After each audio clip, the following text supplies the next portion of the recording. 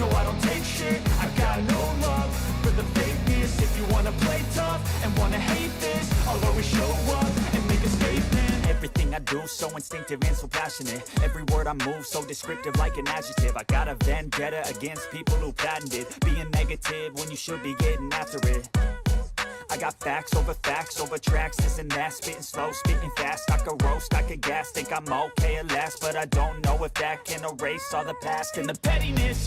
A reflection of the emptiness, hilarious. You think you're worth my time, you're delirious, mysterious, because you hide behind a fake exterior, inferior. You know I'll always be a bit superior. Get off of me, this ain't no humble brag. I want you to hear words, you can say them back. I want you to feel free from the chains that last, and to believe in what you got, it was built to last. Yeah. Now that I've been put through hell, I never got anyone's help. I had to do it all myself. I don't ever slow up, no I don't take shit. I got no love for the fakeness. If you wanna play tough and wanna hate this, I'll always show up and make a statement. I don't ever slow up, no I don't take shit. I got no love for the fakeness. If you wanna play tough and wanna hate this, I'll always show up and make a statement. Gonna learn the consequence of being incompetent. Mental health is confidence, dreams and some honestness. I'm not here to save the day, that's for you to take away. I could play a million mind games, but instead I say something not illogical, something that is topical. Rub it on and watch it go, make yourself unstoppable. Dreams are irresponsible, but they're always possible. If you just believe, you could be so remarkable. Thoughts in my head, a collage and they spread. I'll be great one day, going off of my meds. No, I'm not giving up, no, I'm not giving in. I will make it to the top, taking off in the wind. I gotta make it, I'm saving every day to taste it. I'm patient, but my mind, it can hardly take it. I'm chasing a dream that I've had for several ages. A vacant, modern kingdom for the taking. Now that I've been put through hell, I never got anyone's help. I had to do it all myself. I don't ever slow up, no I don't take shit. I got no love for the fakeness. If you wanna play tough and wanna hate this, I'll always show up and make a statement. I don't ever slow up, no I don't take shit. I got no love for the fakeness. If you wanna play tough and wanna hate this, I'll always show up and make a statement. I don't ever slow up, no I don't take shit. I got no love for fakeness. If you wanna play tough and wanna hate this, I'll always show up.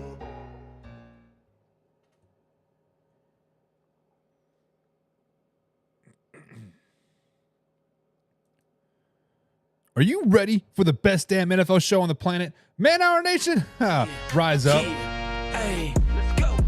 Hitting that gridiron, we going hard, we running the plays. You know the vibe, only the strong survive. Gotta keep your head in the game. Talking NFL, uncut, straight raw. Steady bringing that sauce. We about to take off. Get it hype, this man, our sport talk. Yeah, yeah. From the quarterback to the lineman, everybody bringing heat. You don't really wanna try them. Hey, hey, who gon' win? It's a battle of the giants. This show is the flyest. Nobody can deny it. This is Man Hour. Sport Talk. Man Hour. Sport Talk. What team you reppin'? We keep it interesting. Who caught another down? Who got that interception? This is Man Hour. Sport Talk. Man Hour. Sport Talk. What team you reppin'? We keep it interesting. Who caught another down? Who got that interception? Let's go. What is up, Man Hour Nation? Michael Buckhatcher here with the Man Hour. The Man Hour's after show. And, of course, we're at the Week 7 NFL preview show happening for you a day early. But you know what? I kind of like it. I kind of like the Friday night breakdown because it gives you some time to just relax on Saturday. But, guys, we are here for the NFL Week 7, and we're going to talk about all 12 Sunday games. I'm going to give you keys to each victory and how each team can win, and we're going to comment, and we're going to pick those winners. If you guys are confident in your picks and you want to win some da-da-da-da bills, yo, there's a pinned link in the description below. In that pinned link, there's a Google Doc. Click on that Google Doc and you can get entered into our Week 7 NFL Pick'em. It is a $1 entry fee if you want to get entered into the prizes, but you can also just play for fun as well. But, you know what? For this week and this week only, if you do not pay the $1 entry fee, I will send you a free t-shirt. A free t-shirt if you win. Just because I'm feeling nice, because I'm feeling a little generous. But like I said, guys, week 7 is here, and we're going to break down all 7 games. We already did our live Raw Uncut show earlier today, every Monday through Friday at 2:30 East Coast time. And today we got the After Hours. After Hours Week 7 NFL preview pick'em. Of course, we got Laura in the chat as well. She says, good evening, y'all, except for those Chiefs fans. Screw those Chiefs fans, because by golly, we don't like Chiefs. And Jim Powell agrees. Jim Powell agrees as well. Y'all can just, at the end of the day, kiss it with the sun, don't find. Chocolate starfish, baby, as they like to say back in the good old day. But week 7 is officially here, guys, and we got a lot to get to. And we are under no constraints whatsoever. But, guys, this is a live, interactive show. I'm going to ask you questions, and be sure to comment. Be sure to comment below, because this is a live, interactive show. So with that being said, let's get into the NFL Week 7 breakdown. We're going to go through all 12 NFL games and break them down, give you 3 keys, and I want you guys to pick the winners at the end of each thing. At the end of each little statement, let's pick the winners. So the first game we are going to be talking about today is the London game, the 9:30 East Coast time Sunday morning game. We have the New England Patriots taking on the 1-5 Jacksonville Jaguars. This game will be streamed on our Discord for you that do not have NFL Plus, so become a part of our Discord and the game will be streamed there for you. But some key players in this week's game is Trevor Lawrence, obviously has 1,300 yards so far this season, 8 touchdowns to 3 interceptions. Has been playing really, really well the last 2 games. Rahab Stevenson is playing well as well, 77 carries on the season, 356 yards. And Thompson Jr. sitting at a nice 424 yards and 3 tutties this season. But players are players, but these are the keys. These are the keys of the game. And key number 1 for the Jacksonville Jaguars in this game versus the New England Patriots is you have to pressure Drake May. Patriots quarterback Drake May did look good at times, but he's very inconsistent in his first NFL start last week in the loss to the Houston Texans. As in always in this case, when playing rookie quarterbacks on bad teams with horrible all lines, pressure is paramount. The defensive end, Trayvon Walker and Josh Hines Allen, have been relatively consistent of getting pressure on the quarterback all season long, but they need some of that interior help. So they need to pressure Drake May over and over and over again. Secondly, the Jacksonville Jaguars. Key to victory number 2. Catch the ball. Catch the ball. The Jacksonville Jaguars have led the NFL since 2021 in Trevor Lawrence's rookie season. They have led the league in drop passes. Just last week alone, the Jacksonville Jaguars dropped 4 potential touchdown passes versus the Bears last week. It's simple. It's very, very simple. You get paid to catch the ball. Catch the ball. I don't know how hard is that to comprehend. Catch the ball. That's key number 2. Key number 3 to the Jacksonville Jaguars on this early Sunday morning game is keep on keeping on. Keep at it. Trevor Lawrence has been playing some of the best football to date of his career. He had a career game 2 weeks ago versus the Indianapolis Colts in a win 37-34, and he played more than well enough to beat the Bears last week overseas. He needs to stay hot and maintain that trend. Keep up the trend, maintain that career level play, and bada bing, bada boom, the Jacksonville Jaguars can win this game. So 3 keys to the Jacksonville Jaguars this week, they're very, very simple. Very, very simple. Pressure Drake May time and time again. Hines Allen, give me some sacks, baby. Give me some sacks. Catch the dang ball. And, of course, keep on keeping on. Trevor Lawrence needs to keep on keeping on. Trevor Lawrence has been doing good things. Keep on keeping on. So those are the keys to the Jaguars. Now let's look at the keys of the New England Patriots. The New England Patriots, of course, guys, are 1-5 on the season as well. But they need to do these 3 things to win this game versus the Jacksonville Jaguars. Number 1 is they need to get Drake May involved into the run game.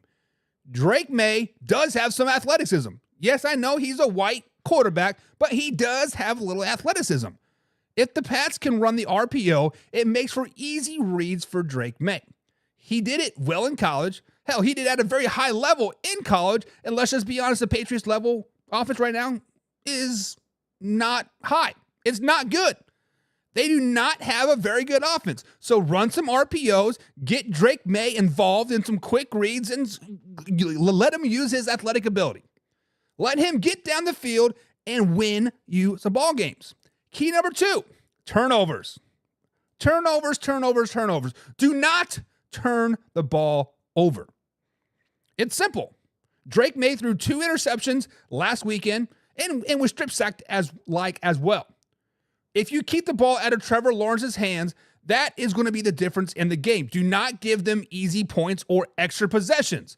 The offensive line for the New England Patriots is struggling at best, but by protecting the ball, maybe it might give them a little bit of confidence. Maybe it might give them a little boost in the old swagger department. So do not turn the ball over, especially Drake May. No interceptions, no strip sacks. Key number 3, they have to jump out early. They have to jump out early and start hot.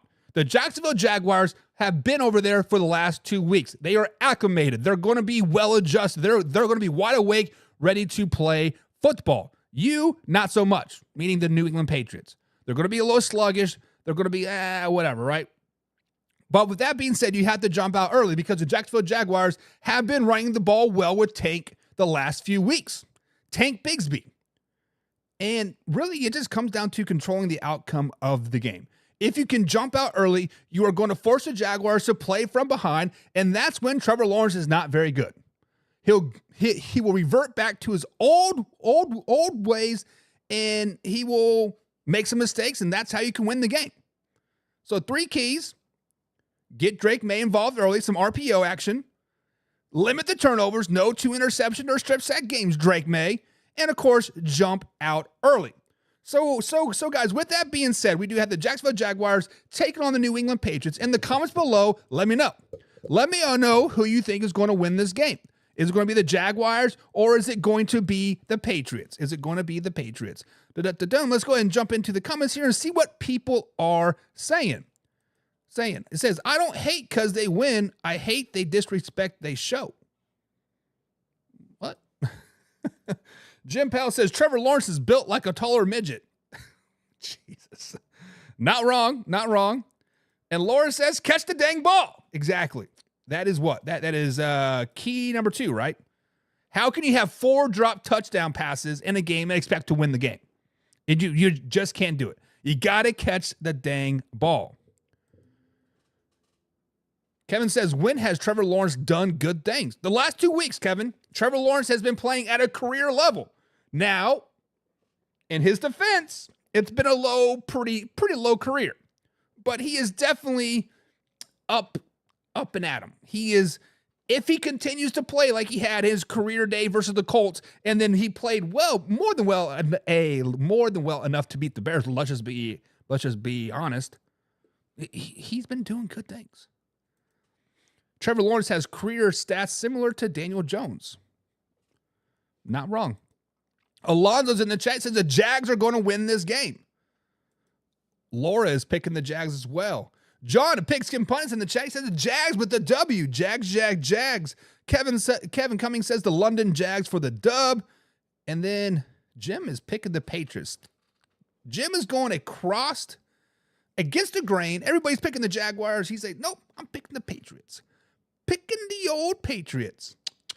So let me know, guys. Is it going to be the Jaguars or the Patriots in this weekend's game? Shoei is in the chat. Says, do you think Max Crosby is heading out of the Raiders? No. Simply put, no. I don't think he's going anywhere unless 2 first-round draft picks come the Raiders' way. That's what it comes down to. At the end of the game. Next game up on our old roster here. The next game up with a breakdown the keys to victory. We have the 3-3 Seattle Seahawks taking on the 4-2 Atlanta Falcons. Geno Smith so far is the leading passer in this weekend's game for 1,700 yards for 6 touchdowns and 6 interceptions. Bijan Robertson is the leading rusher with 82 carries for 380 yards, and DK Metcalf is the leading receiver with 31 receivers, 469 yards, catching, and 2 touchdowns. So, guys, in the comments below, are you taking the Seahawks or the Falcons in this particular game? But before we get too carried away, we got to get you the keys to the game. Key number 1 for the Seattle Seahawks is they need to establish the run. The Seahawks will be down to the 4th-string guys, 4th-string right tackle starting this weekend. The Falcons defense is giving up 147 yards per game on the ground. And the two-headed monster of Kenneth Walker Kenneth Walker the third and Charbonnet needs to really muster it out. You get the running game going early and often, it will take the pressure off of this four-string offensive lineman and give him a little bit of confidence. Also, key to note here that the Falcons will be out their two starting linebackers as well. Troy Anderson and Lizonzo Carter have both been ruled out of this game. So if the Seahawks can establish the run, they can control the clock and therefore control their destiny and stop this 3-game stint. So key number 1 is to run the ball. Key number 2 is be battle ready. What do I mean by that? The Falcons have won 3 games in a row and 4 games on the season. But all of those wins, guys, have been by single scores. Down to the final play, down to the final snap, down to the final drive. The Falcons have battled each and every week, full 60 minutes. So it doesn't matter if the Falcons jump out early, 10, 12 point lead, or if you jump out to a 12, 14 point lead, be ready for a battle. There is no quit in the Atlanta Falcons, and they'll give up a lead and they'll come and take a lead. They are fourth quarter comeback kings at this point. So be ready for a full 60-minute battle. Simple as that. Full 60-minute battle. Be battle ready. Number 3 is you need to get your wide receivers involved. It's simple as that. The Seahawks guys have 3 really good receivers. But I feel like they have that one guy they go to. I feel like they don't really have that, he's my number 1. No, he's my number 1. They have a wide receiver by committee. I want the Seahawks to figure out in this game their number 1 receiver. Whether it's Tyler, whether it's Najigba, whether it's DK, right? Be a guy and find out who it is. I think DK Metcalf has kind of been lost in the NFL in the receiver realm the last few seasons, but I think he can be the guy and he can be the number 1 guy. So far this season, he does have 31 catches so far this season for about 15 yards per catch. Get him the ball a minimum 15 times in this game. Whether it be end arounds, bubbles, or 9 routes, get him involved. I want to see DK Metcalf get involved early and often. So three keys to the Seahawks in this game: run the damn ball, run it.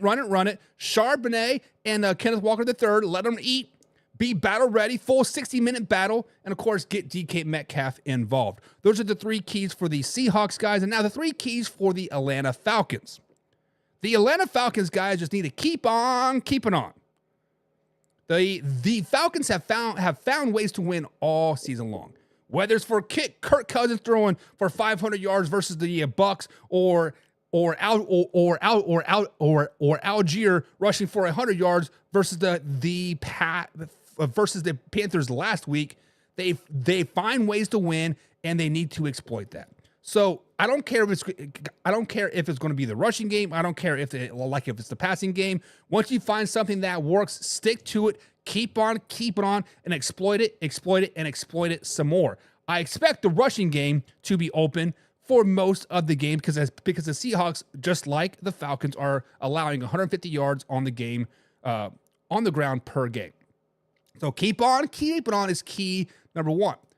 Key number 2 is do not get fooled. What do I mean by that? When I say do not get fooled, the Seahawks are a team that have lost 3 games in a row. They are a struggling team, but they were 3-0. They were the talk of the NFL. They were the talk of the NFC West, right? This team has talent and they know how to win a football game or 2. And they will probably come out hot and fresh and ready to ball off of their mini bye week. I feel like the Seahawks are really looking to put away the naysayers. Put it to rest early. So I think they're going to come out and they're going to slug at you really, really fast, really, really hard. So don't get fooled. Don't get fooled by the Seahawks record. Number 3 is do not get cute. Do not get cute. The Falcons have been a grinded out team all season long. It's been a full 60 minutes, all 6 games this season. All 1-score games except for a late score against the Panthers, right? Understand that you are a grinded out team. Don't try to outcoach yourself. Don't try to outplay yourself. Don't go down on 4th downs when it's 4th and 3. Don't do no trick plays. Just be yourself. When I say don't go down on 4th down, the Falcons have went for it 9 times so far on 4th down so far this season. They've only converted 3. Only have converted 3. So don't get cute. Don't do nothing. Play ball, play the possession game, and win the possession game. So keys for the Falcons, guys, are keep on keeping on. Don't get fooled. This Seahawks team is actually a pretty good team. And don't get cute. No trick plays, none of that stupid shit. So with that being said, guys, who do you got winning this game? The 3-3 Seattle Seahawks or the 4-2 Atlanta Falcons? Let us know. Kevin is saying he likes the dirty birds in this one. He likes the dirty birds. Okay. Ian is a Vikings fan. We'll be talking about the Vikings. We got a lot of Vikings fans in here. We'll be talking about the Vikings very, very soon. Laura's picking the Seahawks. John is picking the Falcons. Okay. It looks like we're split pretty even here right now. Jim is picking the Seahawks by 10. Whoa, Jim, blowout. And Laura is saying, I'm saying by 3, but I feel like that better. And Emily Pate is in the chat as well, and she says Seahawks all day, even though she's a Texans fan. So you guys that are picking the Seahawks realize this is a 1 o'clock game, correct? You realize that they will be traveling across the United States. So in their mind, it will be noon, 11, 10 a.m. So let's just keep that in mind. I believe the stat is teams that fly from the West Coast to the East Coast to play the 1 o'clock game have a 45% chance to win the game. So just going to say that. John is picking the Falcons 28-24. John, I like your score. And I like the Falcons in this game as well. Kevin is picking the Bulls. Bulls are not playing, Kevin. Bulls all the way. Basketball sucks, Kevin. I'm serious. No, I'm not serious. I'm just kidding. But Seahawks versus Falcons, guys, let us know who you got. Next up, we have the Tennessee Titans taking on the Buffalo Bills. That is right, guys. The Tennessee Titans sitting at 1-4 on the season, taking on the freshly 4-2 Buffalo Bills. Josh Allen is the leading passer in this matchup here with 1,160 yards with 10 tutties. Tony Pollard is the leading rusher with 39 yards with 3 touchdowns. And Shakir is the leading receiver at 249 yards, receiving for the Buffalo Bills with 2 touchdowns. So with that being said, guys, the Buffalo Bills have kind of had a pretty interesting week, right? They picked up Amari Cooper. They found a new running back in Ray Davis and James Cook, a nice little two-headed monster. Could be a pretty good matchup. Could be a pretty good game. But in the comments below, guys, Titans or the Buffalo Bills. Let us know. But keys to the victory for the Tennessee Titans. Key to victory number 1 for the Tennessee Titans is protect the quarterback. Guys, the Tennessee Titans' offensive line is horrible. They are horrible. There's not much more you can say about it. They are horrible. Will Levis is getting pressure just under 2 seconds. So once he gets the snap, 1 Mississippi, 2 Mississippi, there's usually somebody in his face. When he drops back to pass, he always has somebody even in his face. Even the best quarterbacks in the NFL cannot handle that much pressure. If the offensive line gives Will Levis just a little bit of time, good things can happen. I've seen it at Kentucky. Give him a little bit of time, a little bit of confidence, good things can happen. So the Tennessee Titans' key number 1 is to protect the quarterback. Stop sucking offensive line. Key number 2, stop making stupid mistakes. Will Levis, listen to me when I talk to you this. Stop making stupid mistakes. Even though the Tennessee Titans do have, guys, one of the worst offenses in the NFL, I still feel like they should be 4-1. Even though they're 1-4, I feel like they can be 4-1. If it wasn't for costly mistakes by Will Levis. Will Levis makes stupid mistakes, and that costs them the game. If he plays stupid mistake-free football, they can win this game. I'm not saying they will, but they can. No throwing interceptions from your knees. No doing underhand passes to try to for a pick six. Stop with that stupid mistake. Football, Will Levis and the Tennessee Titans can beat the Buffalo Bills. Key number 3 is Amari Cooper. But Buck, Amari Cooper plays for the Buffalo Bills. Exactly. The Buffalo Bills got a new toy this week, and his name is Amari Cooper. And I think the Buffalo Bills and Josh Allen will try to force feed him the ball early and often in this game. If you take away the rushing game and force Josh Allen to throw the ball to Amari Cooper, we might see an old Josh Allen start to take shape, i.e. interception Josh Allen. Once he forcing the ball to Amari Cooper, they're not going to be on the same page all game on, and some miscues are going to happen. So if you make the Buffalo Bills a one-dimensional team, take away the other receivers meeting, and they make them force the ball to Amari Cooper, Josh Allen is going to make some mistakes. So him and Amari Cooper are not going to be on the same page. And if the Buffalo Bills turn the ball over, it gives you a good chance to win this game. So keys for the Tennessee Titans: protect the quarterback, offensive line, stop sucking. Will Levis, this is for you, stop making stupid ass mistakes. And number 3, let the Buffalo Bills force the ball to Amari Cooper. What do you guys think? Do you agree? Do you disagree? Also, let me know in the chat who you got winning this game, Tennessee Titans or the Buffalo Bills. Key number 1 for the Buffalo Bills in this game: I want the Buffalo Bills to stack the box. Simply put, we've talked about the Tennessee Titans offensive line. They cannot pass protect. They cannot pass the ball. They cannot run the ball. The Tennessee offense is terrible. Stack the box. The Tennessee Titans guys are 31st in the NFL in passing, with just 135 yards per game. They also only pass the ball 28 times per game, which is 26th in the NFL. And if you even take it a step further, they only average 5.5 yards per pass attempt. Meaning when they do pass the ball, it's a quick slant. It's a nickel and diamond type of situation. If you stack the box, man up on the outside, make Will Levis beat you because he can. So stack the box. Stack the box, stack the box, stack the box. Number 2, 3 and outs. The Tennessee Titans are the worst team on third down this season. They have a conversion rate of under 29%. This could be a get-right game for the Buffalo Bills defensively, who are simply awful on third downs. Let's just be honest. On third and longs, the Buffalo Bills have faced 12 third and 10-plus yards this season, and they have allowed 5 touchdowns. 5 first downs. A failure rate of 42%, which is worst in the NFL. So if the Buffalo Bills can capitalize on 3 and outs, they can build that confidence for the season moving forward, and maybe, just maybe, they can potentially win a championship. So 3 and outs. And key number 3 is to take the ball away. Take the ball away. It's simple. The Tennessee Titans like to give the ball away as is. They are the second highest team in the league in giveaways, averaging 1.5 turnovers per game.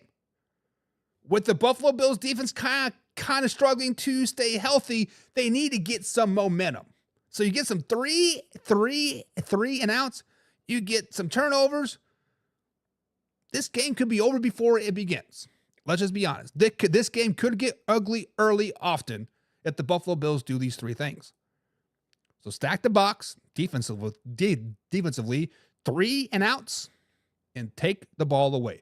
All defense of keys for the Buffalo Bills in this game. So guys, in the comments, do you agree? Do you disagree? And who is winning this game? The Tennessee Titans or the Buffalo Bills? Kevin Cummings says Buffalo Bills all day. I have to agree with you. I do like the Buffalo Bills in this game. Laura says the Bills as well. And Jim, going against the grain tonight, Jim. He says the Titans are coming in hot. Will Levis is going to have a breakout game and then drink mayonnaise in his coffee.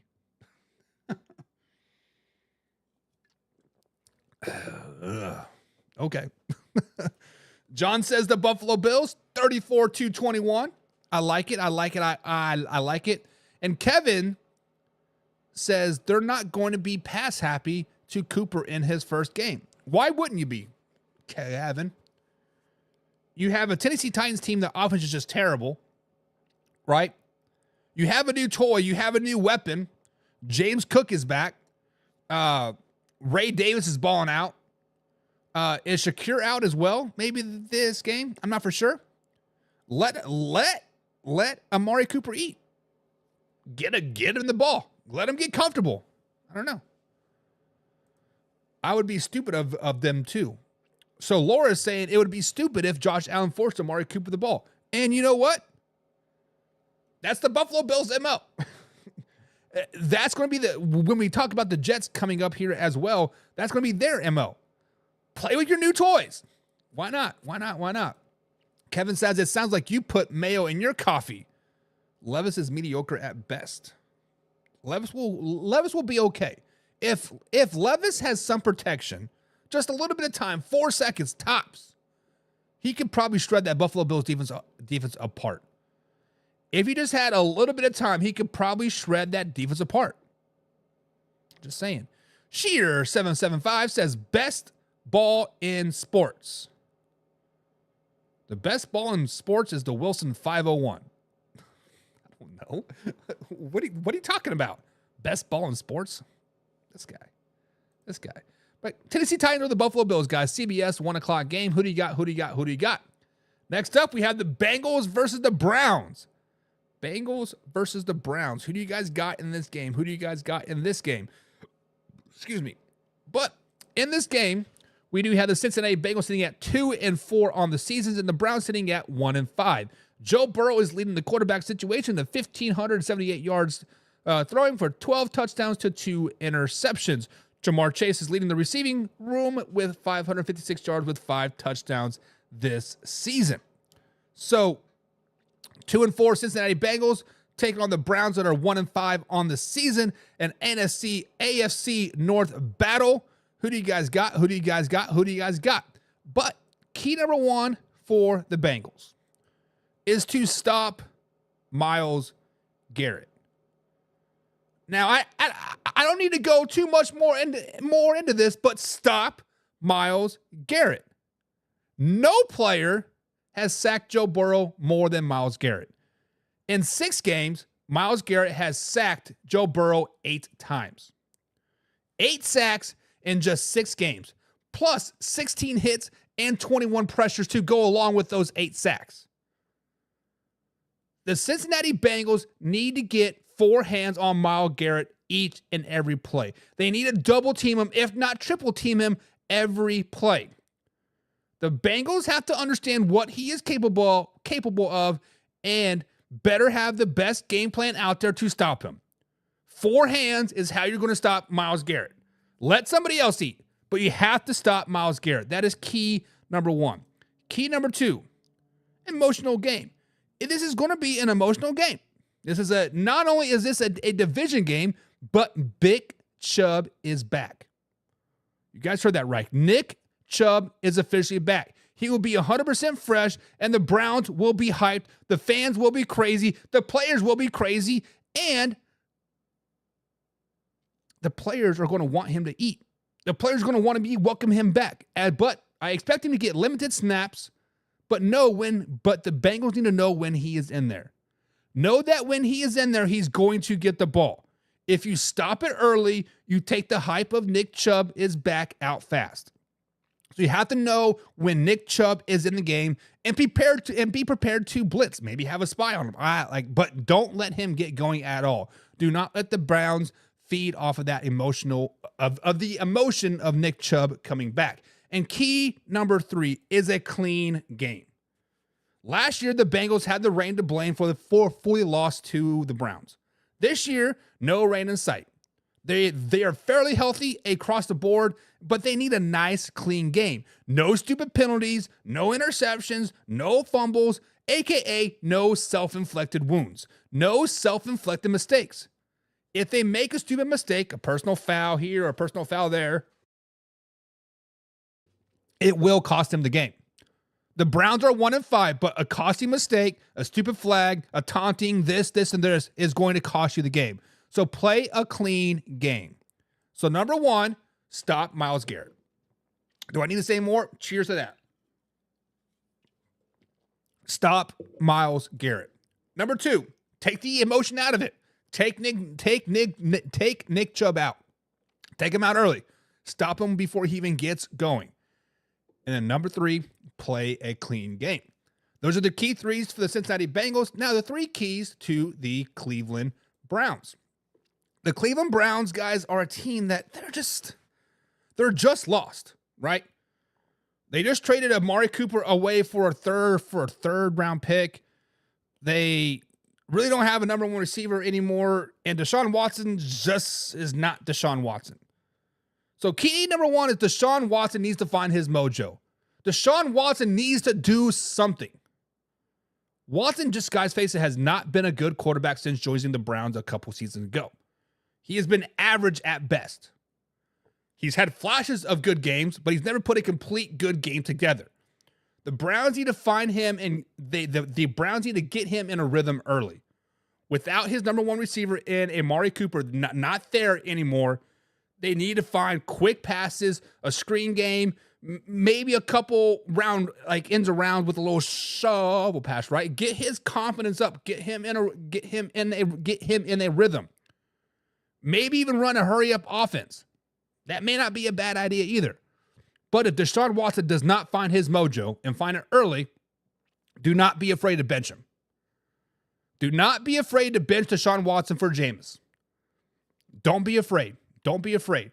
But Deshaun Watson needs to find his mojo and needs to find it early. Key number two.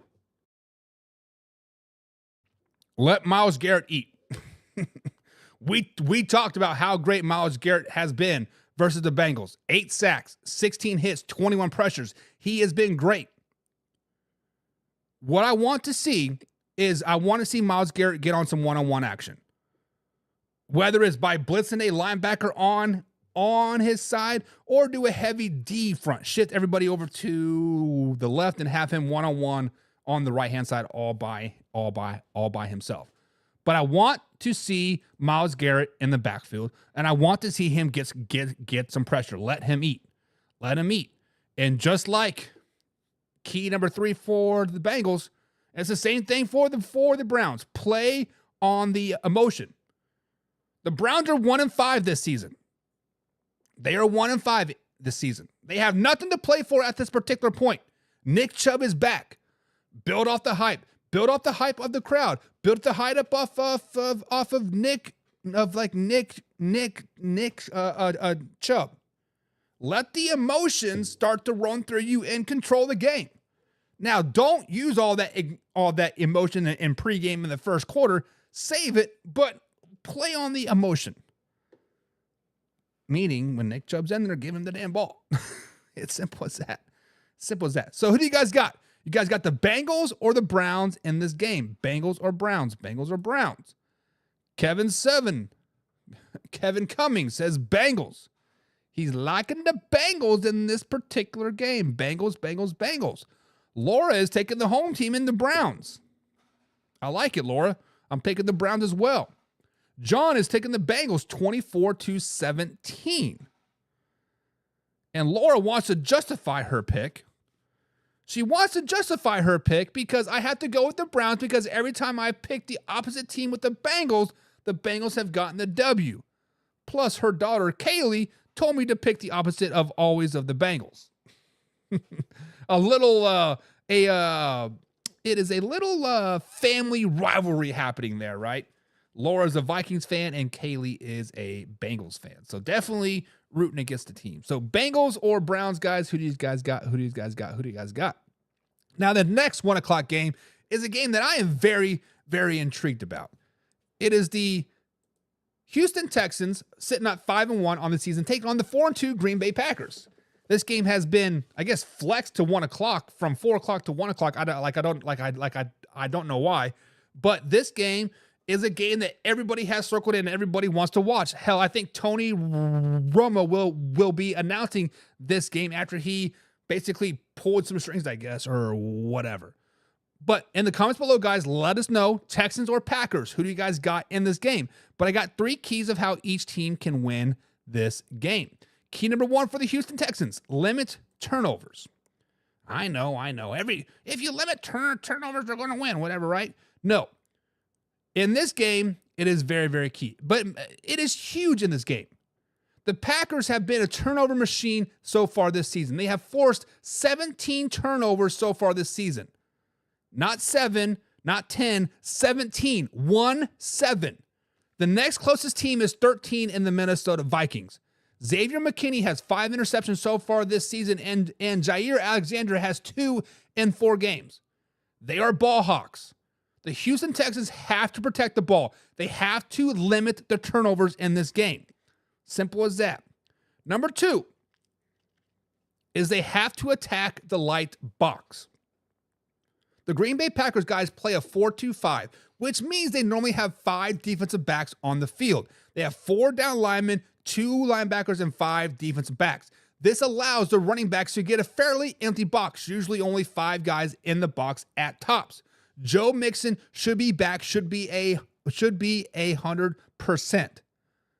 So I want you to run the ball, attack the light box, force the Green Bay Packers to bring an extra linebacker on the field, or have that jackbacker come play up. This in return will open up the passing game and limit the turnover. So attack the light box. Number 3, plan for play action. Have a plan for play action. The Green Bay Packers guys love the West Coast offense. They also love the wide zone rushing game. What does that mean? They like to run the ball to the outside, and they like to pass a lot. They run a lot of play action as well. 25% of the passes so far this season have come off play action for the Green Bay Packers. And with injuries on the Houston side of Al-Azir plus Henry Tutu, this has put a lot of pressure on the backup linebackers. Do not be scared to blitz if you are a Houston Texans. The Texans have been the most aggressive team in bringing pressure so far this season. They need to keep at it. So have a plan for play action. So keys to the Houston Texans in this game. Limit the turnovers. The Packers are going to get it, but limit it, right? Attack the light box. Attack that 4-2-5. And then have a plan for play action. What are you going to do when the Packers play action? Go get the ball. Go blitz, baby. Go blitz, go blitz, go blitz. So those are the keys for the Houston Texans, guys. Now the keys for the Green Bay Packers. Like I said, the Green Bay Packers guys are 4-2 on the season with the win just last week. But key number 1 is they have to attack deep. The Houston Texans like to bring pressure, especially on late downs, on 2nd and 3rd, 4th down. They like to bring a lot of pressure. So when they bring pressure, that gives you a lot of one-on-ones on the outside. Let Jordan Love earn his money.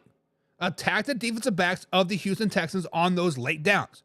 So when they bring the pressure, don't check to a quick pass. Check to a nice little 9 route. Check to a 7 route, right? Attack the boundaries and attack deep. Attack deep is key number 1 for the Green Bay Packers. Let Jordan Love earn those dollar bills, yo. Number 2, run the damn ball. I don't know how much more point blank I can make it. Run the ball. To be able to attack the ball down the field when the Houston Texans are blitzing, the running game needs to be on point. The Texans are down 2 key parts of their defense this week, and they're having to rely on the backup linebackers. Play action has been very effective so far this season, but for it to continue to be effective, Josh Jacobs needs to touch the ball at least 17 times.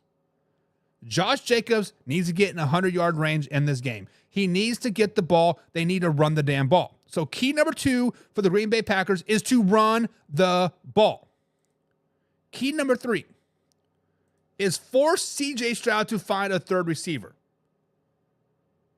Force C.J. Stroud to find a 3rd receiver. Yes, I know I didn't spell force right. My bad. Nico Collins Nico Collins currently, guys, is leading the team in receiving. He hasn't played for 7 quarters. 2 games Nico Collins has not stepped on the field. Since Nico Collins has been out, Tank Dell and Stephon Diggs has gotten over 60% of the targets from CJ Stroud. Simply put, CJ has no trust in any other receiver or tight end on the team. If you take away Tank Dell, take away Diggs, this could be a very, very long night. So force CJ Stroud to find a third receiver, a.k.a. take away Tank Dell, take away Stephon Diggs. So keys for the Packers in this game, key number 1, attack deep. Especially on late downs when the Texans bring the blitz, attack deep. Number 2, run the ball. Run the damn ball. Don't know how much more blank, we can take it. And force CJ Stroud to find a number 3. Find him a number 3. So with that being said, guys, in the comments below, who do you got? You got the Houston Texans or the Green Bay Packers in this pretty good 1 o'clock matchup. Laura is taking the Houston Texans. No bias there. Let's just say she just went to Houston on a vacation. Now she's taking the Texans. She probably has a CJ Stroud jersey. Let's just be honest. Kevin Cummings is taking the Texans as well. Interesting. Pac Faniota is taking the Packers 31-27. With the name of the pack, he's picking the Packers. Imagine that. Little homerness coming out of it, right? And Laura says, never have I ever go for the cheeseheads. Yuck. There's a cheesehead right there. Right there. There's a cheesehead. John is picking the Texans 38-31. A little bit of a shootout. Okay. Timothy Nicholas taking the 49ers. We'll be talking about the Chiefs coming up. Laura says, run the damn ball. Run it. Mainly because I have old Josh Jacobs on my fantasy team. Run the ball. Run the ball. And Kevin Cummings says, you are not going to be able to take Dell and Diggs out of the game. Yeah, you can. Of course you can. You know how you do it? You simply take this is how you take Stephon Diggs and Tank Dell out of the game at the same time. Are you ready, Kevin? You as a Buffalo Bills fan, you should know this. This is how you do it. You double Stephon Diggs. You double Stephon Diggs. You do not let him get a target. You do not let him get a catch. You don't let him even sniff the ball. When you do that, he will self-destruct Tank Dell. When he does that, he will self-destruct whoever else is on the receiving roster. You take away Stephon Diggs, he takes away everybody else. That is how you take them out of the game. Take out Stephon Diggs, he takes out the whole team. AKA cancer. Cancer. And Kevin says, doubling Diggs will allow Tank Dell to excel. Nope. Because once Tank Dell starts to get his, Stephon is like, where's my ball? I want the ball. I'm open. CJ Stroud starts forcing it. Bada bing, bada boom. Xavier McKinney has his 6th interception on the season. Bada bing, bada boom. Jair Alexander has his 3rd interception on the season. It would not surprise me if CJ Stroud throws 3 interceptions in this game. Not like my quarterback 3 or 4 interceptions tonight, but hey, we digress. Not that I told you to check it down every damn day, but you want to push the ball down the field. But hey, what does Coach Buck know? What does Coach Buck know? Alan Walker says the Giants will stop the Eagles. We'll be talking about the Giants and the Eagles coming up here. Stay tuned. They're actually 3 games away. They're 3 games away. Kevin says, we're going to come back to this after Sunday. Of course we can. I'm here Monday through Friday, 2:30 East Coast time, live, raw, and uncut. You know that, baby. Let's go. But next up on this beautiful NFL Week 7 breakdown is we got the 2-3 Miami Dolphins taking on the 3-3 Indianapolis Colts. A battle of East versus South. East versus South. This game is very, very intriguing to me because these two teams kind of really both need a victory. They both need that signature win. They both kind of need that swag improvement type of game, right? Earlier today on the Man Hour, we talked about how the Colts potentially could be starting old Anthony Richardson, right? Could. Will they? Who knows? Who knows? We'll talk about this. But key number 1, key number 1, pop up. There you go. For the Miami Dolphins, is they need to get Tyreek Hill going. All season long, the Miami Dolphins offense just been a little bit off. It's been MIA. Even when before Tua went down, just the whole offense just because really never kind of flourished like it did last season. The quarterback duo of Skylar Thompson and Snoop Huntley have been far from lining it up. But let's just be honest. But on the opposite side of that, the play calling has been less than impactful as well. They're still trying to push the ball down the field like Tua has that strong arm. Well, guess what? Snoop and Skylar Thompson don't have that strong arm to really push the ball down the field. So bad play calling, bad quarterback play has been really the downfall of the Miami Dolphins so far this season. But key number 1 is they need to get Tyreek Hill going. They need to get the ball into Tyreek Hill's hands any way they can. He needs touches. He is the motor of that team. He's the X factor of that team. And once the defense starts to worry about him, Jalen Waddle gets open. Once Jalen Waddle gets open, oh crap, we got to worry about Hill and Waddle. Bada bing, bada boom. And then the running back comes to life. The running game comes to life, which has been lackluster at best as well. So once you focus on getting Tyreek Hill the ball, whether it's slant routes, whether it's in the round, whether it's bubble screen, get Miami Dolphins Tyreek Hill going. The rest of the receiver, the rest of the team will get going. That is key number 1. Key number 2 is pressure Anthony Richardson. I know Anthony Richardson has not been named starter yet, but everything's pointing like he is going to start. Richardson has 6 interceptions to 3 interceptions so far on this year. When he is pressured, he likes to roll to the right. When he rolls to the right, he will throw the ball.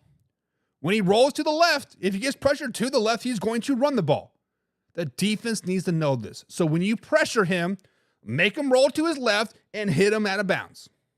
That's how you're going to beat Anthony Richardson and get him in his in his head. So pressure AR. Key number 3 to the Miami Dolphins winning this game is make Anthony Richardson beat you. Jonathan Taylor is back in this game. He is the heart and soul of the Colts right now. In this 4 games that he's played this season, he has 3 games over 90 yards.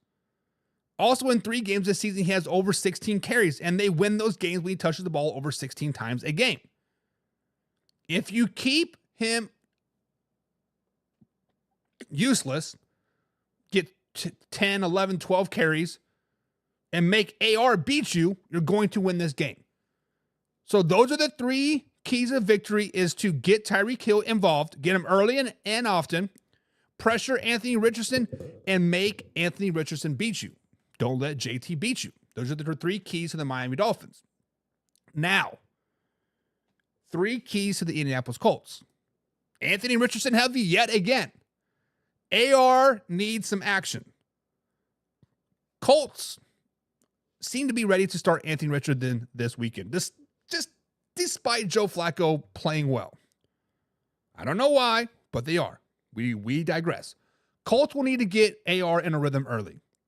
Even though the Dolphins have the 18th rush defense in the NFL, they should not take away from AR attacking the defense. The defense the Miami Dolphins defense is ranked 3rd in passing so far this season. So some nice, quick, easy throws will build the confidence for AR. Some RPOs, some quick slants, maybe some bubble screens, right? Get his confidence up, get him in the action early. Let him stop thinking about the injury. Next up, key number 2 is let JT eat. Like we said, Jonathan Taylor is the heart and soul of this Colts team. And just to be honest, the Miami Dolphins run defense isn't very good. They are letting teams rush for 125 yards on them per game, and Jonathan Taylor is averaging 5 yards per carry. So let JT eat. Let him eat. And key number 3, I'm getting tired, is limit running back impact. Limit the Dolphins running back impact. What do I mean by that? The Miami Dolphins offense, guys, right now, they just plain suck. There is no spitballing around it. They just plain suck. They're not pushing the ball down the field with Snoop Huntley. They are not allowing the speedy wide receivers to run their normal routes, those slants and goes and all that other crap. Achane, Wright, and Mostert have been a trio that could get hot, but you don't want them to get hot. You shut them down, bada bing, bada boom. It could be a very, very long day for the Miami Dolphins. So do not let the Miami Dolphins running back impact the game. So keys for the Colts. Get AR in the action early. Let Jonathan Taylor eat and limit the impact of the Dolphins running backs. Those are the three keys for both of those team guys. So who do you guys got? Do you guys got the Miami Dolphins or the Indianapolis Colts in this particular game? Kevin says the Colts. Kevin likes the Colts in this particular game. I do as well. I will be at this game. Laura says, I took the Dolphins. Okay. Alfonso took the Texans 51-0. Get out of here. Kevin Cummings says, Dolphins can't do shit without Tua. Even though he was a subpar himself, he's still better than the other options. True. WB Ant is in the chat. Winner of Week 6 NFL Pick'em. Shout out to Ant there. He's got a t-shirt on the way. Kevin's good night to you as well, Kevin. John is taking the Colts. John is taking the Colts. WB Ant is taking the Colts in the upset as well. Would it really be an upset? Would it really be an upset? It looks like the Colts are favored by 3, so it would not be an upset, guys. Now, on paper, it could be an upset. If we're talking back in July and June, it would be an upset. But right now, it is not an upset. John thinks the Colts are going to win 28-13. And WB Ant says, I think AR needs to be remain seated. He does. We talked about it this afternoon. I think AR needs to sit the next six weeks, get the wetness behind his ears dried up a little bit, and bada bing, bada boom, he could potentially be a good quarterback. Right now, he's on the Bryce Young trip.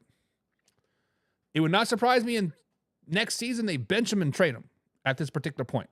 Bryce Young written all over it. Dads do stuff too, says Broncos, baby. Yes, we talked about the Broncos a lot this afternoon. Dads do stuff too. So if you are interested in watching that live, go ahead and click back on the back up there on the live. And we talked a lot about the Broncos. Ant says AR-12 is just not ready right now. Just not, and I agree. He's a work in progress, Ant. He is definitely a work in progress. Now, the game of the weekend. The game that everybody has circled on their calendar. Everybody that wants to watch this game is going to be watching this game from point to finish. All 60 minutes. Hell, maybe even 70 minutes. The game might go into overtime. It's going to be that good. But we had the 4-1 Detroit Lions taking on the 5-0 Skull Nation Minnesota Vikings. Guys, this game has a great game written all over it. Lost a little bit of mustard now that Aiden Hutchinson is out, but this game still should be pretty good. This still should be a very, very classic game. This game could potentially decide the North. Will the Lions knock the Vikings off from the unbeatens, or will the Vikings knock the Lions down from being the best team in the NFL? We will see. We'll see. But there are a couple keys for the Detroit Lions here. Key number 1. They need to pressure Sam Darnold. They need to figure out how to get quarterback pressure. It's simple as that. When Aiden Hutchinson went down, they lost over 50% of their pass rush. That's right. Aiden Hutchinson, one of the 4 players on the defensive front, had over 50% of their pass rush. Sam Darnold has had lots of times this season to pass the ball. Putting pressure on Sam Darnold would probably cause him to revert back to his old ways and start making mistakes. It would also give the secondary a better chance versus a pretty good wide receiver core. Let's just be honest. Might be one of the best receiver cores in the NFL with JJ and Jordan Addison. So pressure Sam Darnold. Key number 2 is do not let the big game emotion get to you. Do not let the big game emotion get to you. This is a huge game for the Vikings. This game means everything to the Vikings. No one expected the Vikings to be here at 5-0. Nobody expected the Vikings to be competing for an NFC North championship. Nobody anticipated the Vikings being a top 10 power team in the NFL. The crowd is going to be crazy. The players are going to probably try to outplay themselves. But the Detroit Lions, you've been here. You've done this, right? You've won the North Division title. You have been the underdog and upset a big team. Dallas Cowboys, Green Bay Packers, right? Do not let the emotion of the game affect you. Let the emotion, let the hypeness affect the Minnesota Vikings. Let them be like, this game's big for us. This game's huge for us, whatever, yada, yada, yada. But do not let the emotion of the game affect you. So 2 games here, 2 keys here. Pressure Sam Darnold, and do not let the emotion get to you. This is a big game for the Vikings. This is a big game for the Vikings. One more time. This is a big game for the Vikings, not for the Lions. This game means everything to the Minnesota Vikings, not the Detroit Lions. Focus on that. Key work here. Now, keys for the Minnesota Vikings. Key number 1 for the Minnesota Vikings is do not get down.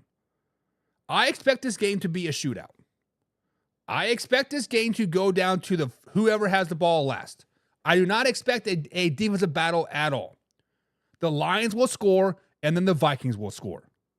If/when the Lions get a big play, do not let it affect your next drive. Do not let it affect the quarter. Do not let it affect the game.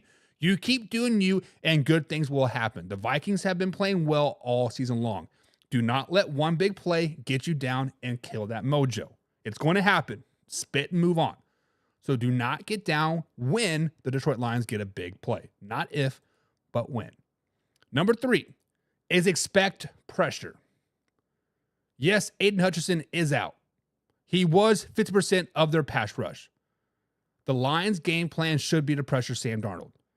Put pressure on Sam Darnold, make him make mistakes. And they will do this. They will bring pressure by bringing extra people. When this happens, you will get one-on-one coverage. You have to take advantage of that. You have to get JJ and Addison the ball when they have one-on-one coverage, especially JJ, Mr. Jet. When the Detroit Lions bring pressure, which they will, because they have to pressure Sam Darnold to win this game, take advantage of the one-on-one situation. So expect pressure, expect blitzes, expect them bringing 5-6 guys a lot of the time. It's kind of out of the Detroit Lions MO, but expect it. Expect it. Key number 3, take care of the ball. Take care of the ball. Granted, the Minnesota Vikings do not have a lot of turnover so far this season, but the ball has been on the turf a lot. The ball has found the ground a lot so far this season. It's been recovered by the Minnesota Vikings, thankfully, but it has found the turf a lot. At some point, the tides are going to swing on that. At some point, you're going to lose the turnover battle. At some point, you're going to throw an interception and fumble the ball. It can't happen versus the Detroit Lions.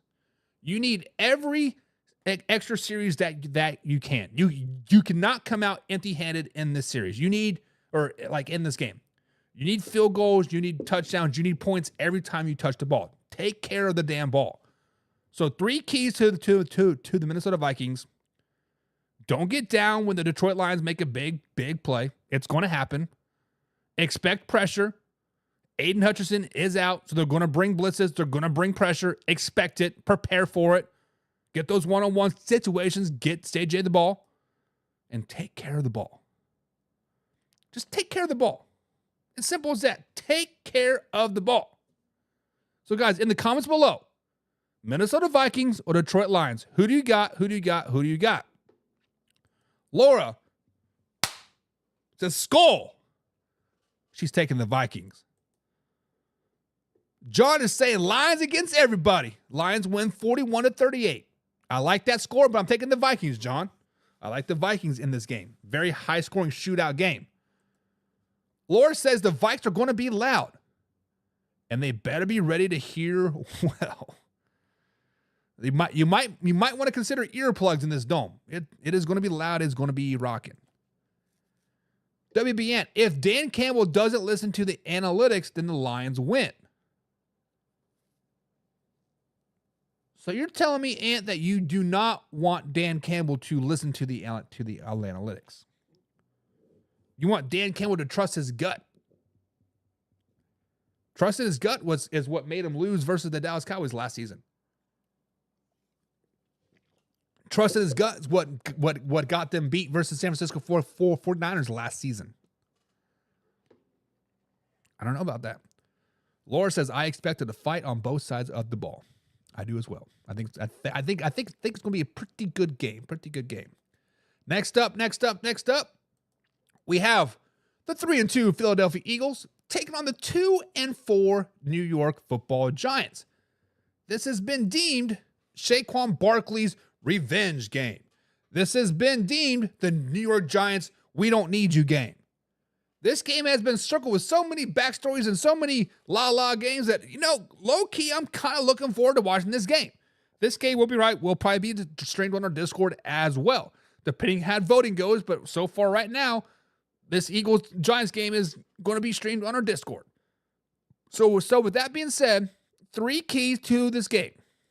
Key number 1, Philadelphia Eagles, do not lose focus. Like I just said, this game has been deemed Saquon Barkley's revenge game. Do not let Saquon or the rest of the teammates lose focus at the task at hand. Emotion is a powerful tool.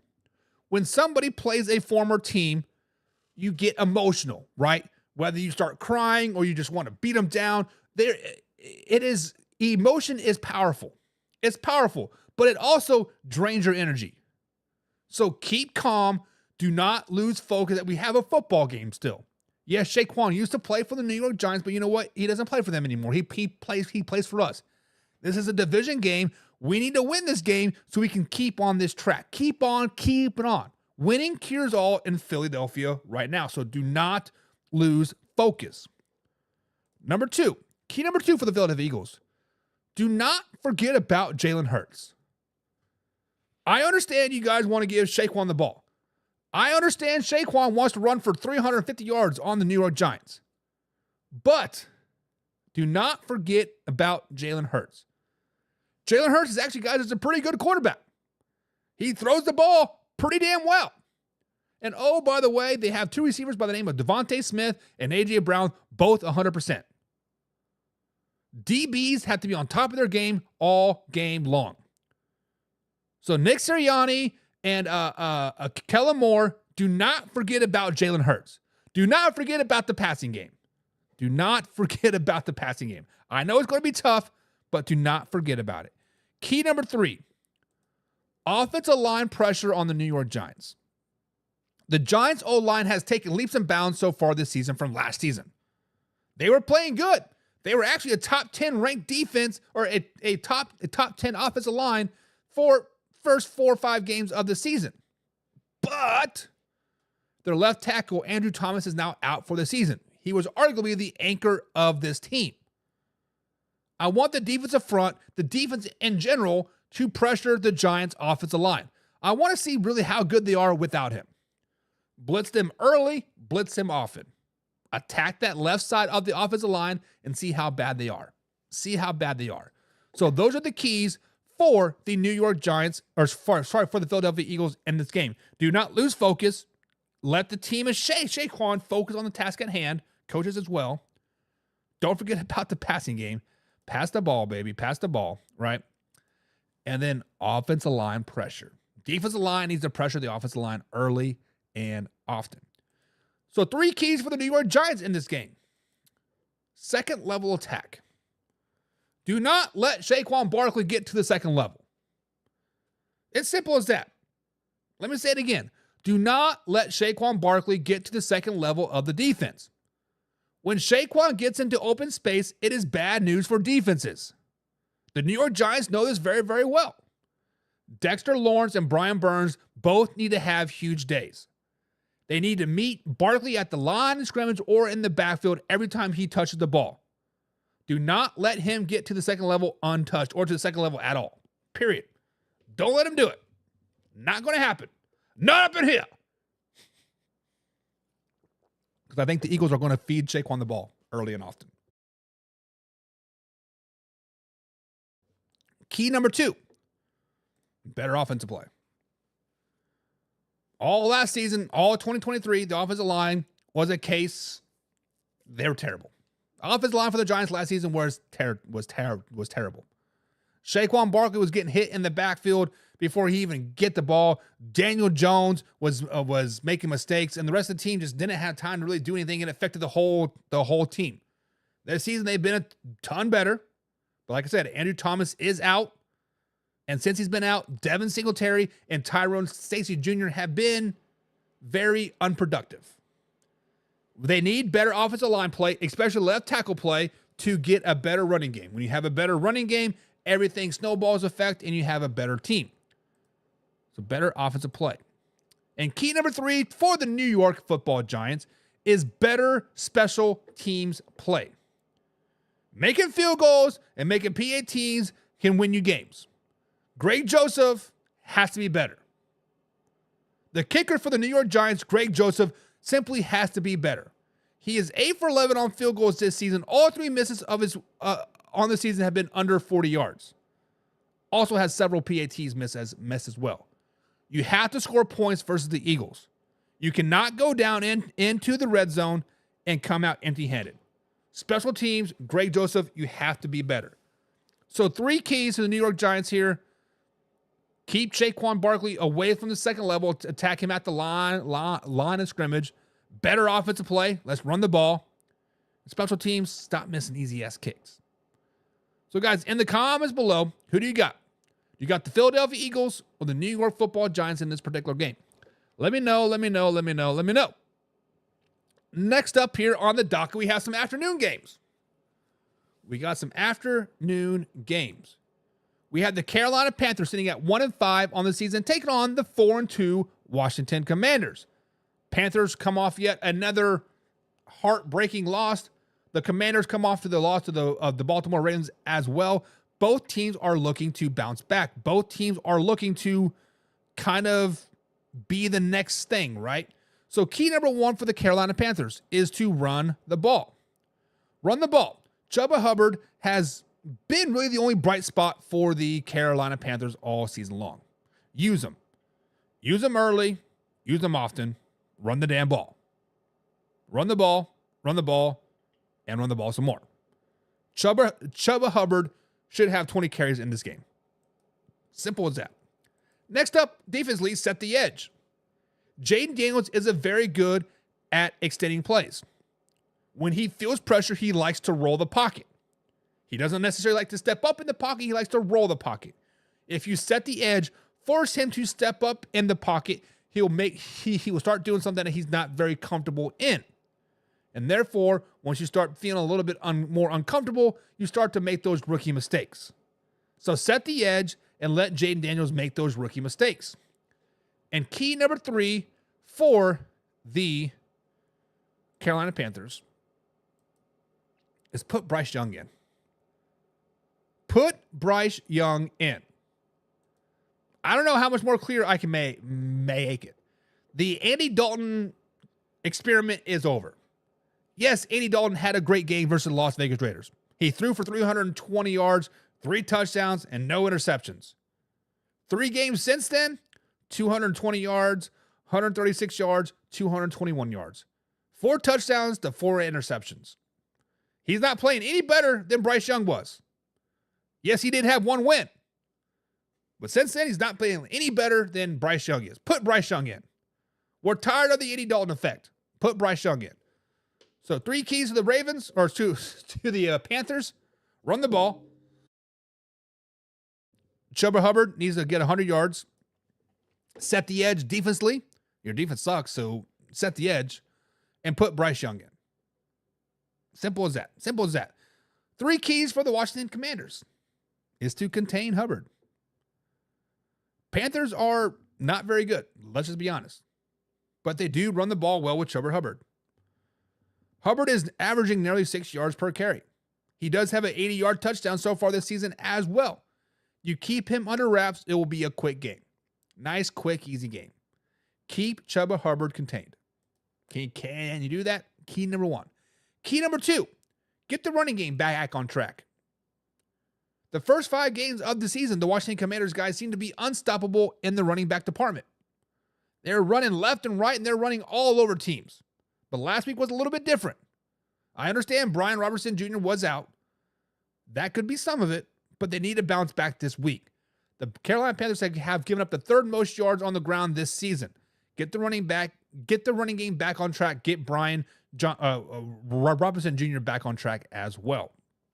Next up, key number 3 is let Jayden Daniels just play. Yes, last week the Washington Commanders did battle the Baltimore Ravens, and they played well.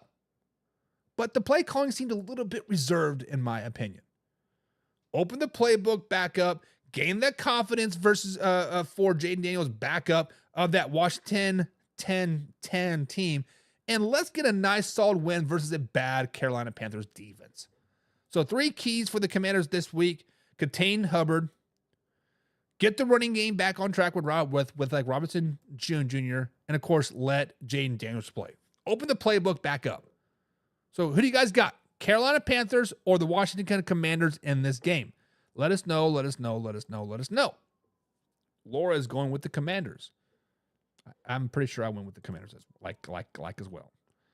I think if you did not go with the Commanders, you are probably doing something wrong. But let's just be honest.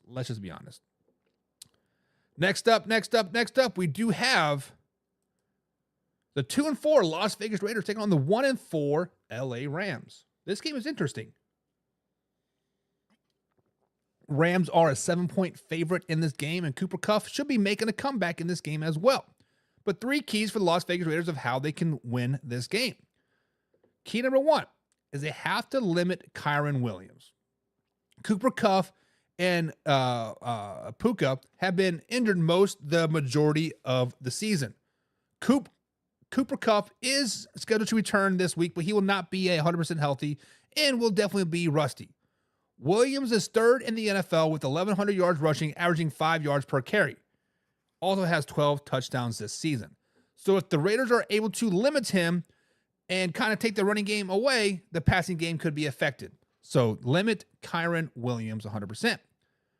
Key number 2 is to find a receiver. I don't know how you're going to do it, but find your number 1 receiver. Devontae Adams is gone. Jacoby Myers is hurt yet again. You need to find a number 1 receiver. AOC is starting again this week, and he truly does not have a number 1 guy. They need to figure it out. Whether it's Rucker, whether it's Turner, hell, it could be Brock Bowers. I don't care at this point.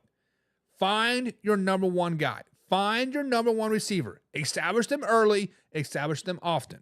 Because once you got that number 1 receiver, the running game will open, which that is key number 3, is to run the ball. By running the ball, it will take pressure off of Adrian O'Connell and the rest of the Raiders' offense. The Raiders' offense, guys, have not scored more than 20 points in 3 games this season. In the one time they scored over 20 points, they scored 22 points versus the Panthers, and it was just getting cleanup time. By running the ball, this takes time off the clock. Therefore, it keeps the defense off the field, and they might be able to catch their breath and actually compete. That's the strength of the Raiders, is their defense. So run the ball. Keys for the Raiders: limit Kyren Williams. Find a receiver, find your number 1 guy, establish him early, and of course, run the damn ball. I don't know how much more point you get it. Run the ball. Now the LA Rams. This team is 1-4. Many people had them kind of winning the West. Of course, injuries are meh, but it is what it is. But key number 1 for the LA Rams: Cooper Kupp will be playing this week, so get Cooper Kupp the ball. Now, he is questionable, so I don't know if he's for sure playing or not, but every indication is pointing that he will be game time ready. Cooper Kupp, if he does play, needs to touch the ball 3 times in the first drive. Slants, bubble screens, end arounds, whatever. Get him the ball. Knock the rust off and show the Raiders that he is good to go. Get Cooper Kupp the ball. Get him the ball. Number 2, quarterback pressure. This one's tough. The Rams are the worst team in the NFL right now of getting quarterback pressure. Simply put, they have no pass rush. They're horrible. They need to get pressure on Adrian O'Connell. They need a blitz. And they need to blitz it some more. Adrian O'Connell needs somebody in his face every freaking play. It's simple. Quarterback pressure. And key number 3 is to contain Brock Bowers. Now, we know that the Las Vegas Raiders do not have a number 1 receiver. Adrian O'Connell should and probably will be looking for Brock Bowers early and often. The LA Rams need to give Brock Bowers the Travis Kelce treatment. I'm not a huge fan of doubling a tight end, and most teams in the NFL are not, but it probably needs to be done. It probably needs to be done. Double team Brock Bowers, take him out of the game. So 3 keys: get Cooper Kupp the ball, quarterback pressure Adrian O'Connell, and then of course contain Brock Bowers. So who do you guys got? The Raiders or the Rams in this particular matchup? Raiders versus Rams. I know I am losing steam. It's 11 o'clock here on the East Coast, guys, and I definitely apologize, but it's been a long day. We did the afternoon show. We had a football game tonight that I'm still not very happy about, but it is what it is. But Laura says, let's face it, that theme seems to be run the dang ball. Exactly, Laura. Run the damn ball. Oh, what is that? Blindside. Run the dang ball. Run the dang ball.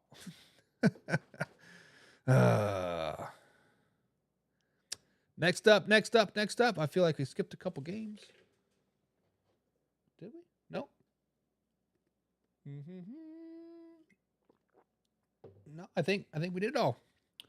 We got the Chiefs up next, so we got 2 games left. We have 2 games left.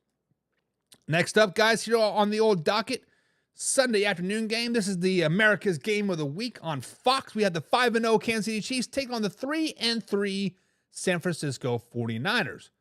Of course, we got Brock Purdy leading the quarterback room with 1,629 yards throwing this season to 9 touchdowns to 4 interception. Mason for the San Francisco 49ers with 114 carries so far in this young season. Wow. 609 yards to 3 touchdowns. And Brandon Ayuk is the leading receiver with 23 receptions for 351 yards so far this season.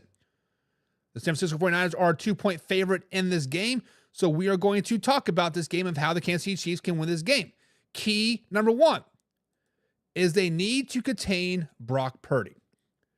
Now, I have kind of been a Brock Purdy hater per se, but the more I watch his tape, the more I see him excel in this system. He definitely is the product of the system in San Francisco, but he is damn good at it. But when you look at Brock Purdy, you do not think that he is going to be a flashy running type of quarterback. But truth be told, he is. He scrambles when he needs to, and he gains a lot of yards. Just this season alone, he has 127 yards on the ground. That doesn't sound like a whole lot, but it is 5 yards per carry, and he does have 3 rushes over 20 yards this season. He's just been sacked a lot. So they need to contain Brock Purdy. That is key number 1 for the Kansas City Chiefs. Key number 2 is take Deebo Samuels out of the game. Not take him out like physically, but take him out of the game like mentally, right? With no CMC, Mason is questionable, no Jawan Jennings, a bulk of the offense is going to fall on Deebo Samuel's shoulder. He is nursing a wrist injury as well right now. If you double team him and limit his rushing yards, it might self-implode the San Francisco 49ers. Deebo seems like a type of player that he demands the ball and he needs the ball, and when he doesn't, the rest of the team kind of implodes on itself. So take Deebo Samuels out of the ball. Key number 3 is to win on first down. The 49ers guys do have a great pass rush. They have a pretty damn good front 7. Floyd, Bosa, Fred Warner, the rest of the guys are really, really good. By winning on first down, making second down, a 2nd and 6, 2nd and 5, make it into a potential run or pass play. You don't know which you're going to do. It limits the 49ers' ability to pen the years back and go rush Mahomes. So you have to win on first down.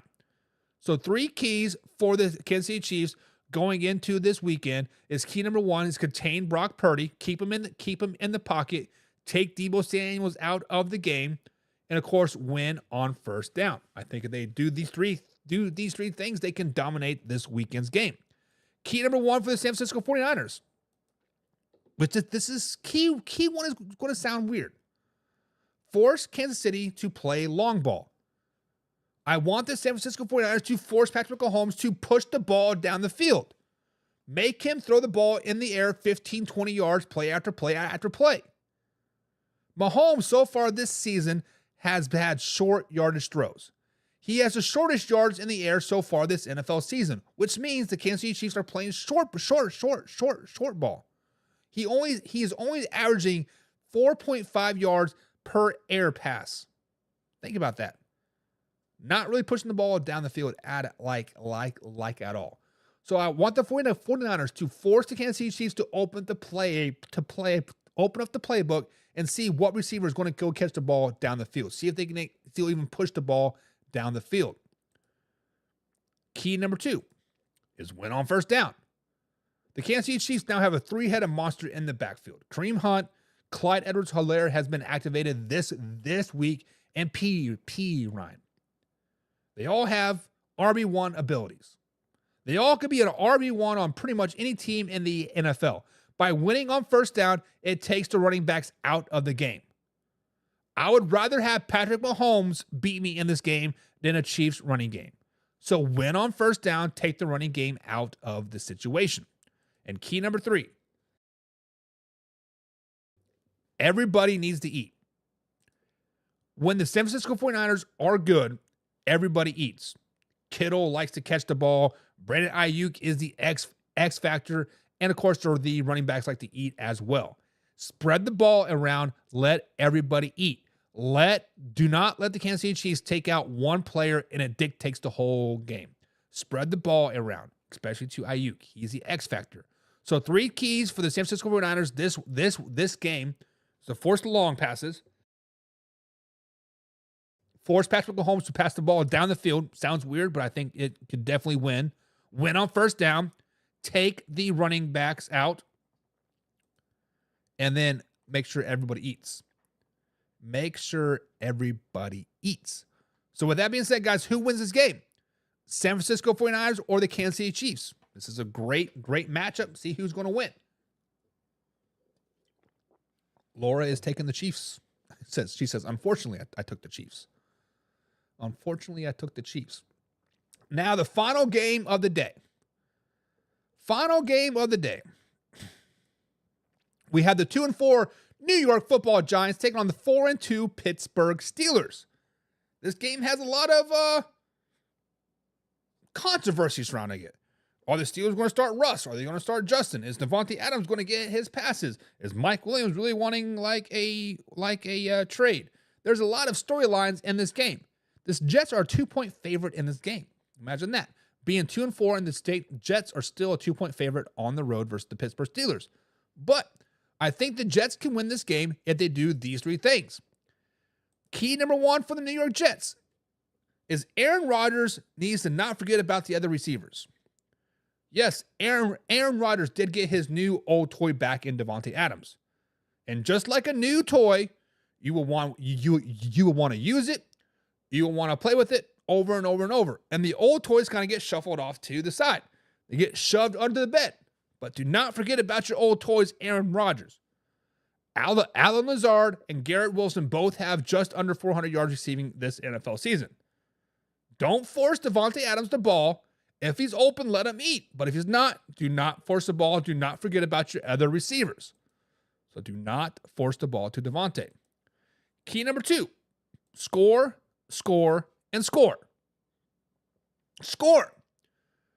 The Jets, with Aaron Rodgers and Garrett Wilson and all those other weapons on the offensive side of the ball, they're only averaging 18 points per game. They're only averaging 18 points per game. Now, when the Steelers give up 20 points in a game, they lose. So it is a race to 20 points in this game. Do not come out of the red zone empty-handed. You have to score. Whether it's field goals, whether it's touchdowns, I don't care. You have to score. Score, score, score. First one to 20 will win this game. And key number 3 is to take away Najee Harris. Take away the rushing attack by the Pittsburgh Steelers. The Pittsburgh Steelers, guys, are a team that wants to win with defensive play. By you taking out the rushing game, it will force the quarterback into mistakes. Fight fire with fire. Take away the Steelers' rushing game. Force them to pass the ball. Mike Tomlin seems to want Russell Wilson in there for whatever reason. It is what it is. So therefore, I think Justin Fields will be on a short rope. You force Justin Fields into an interception and like into some bad mistakes by taking away the rush.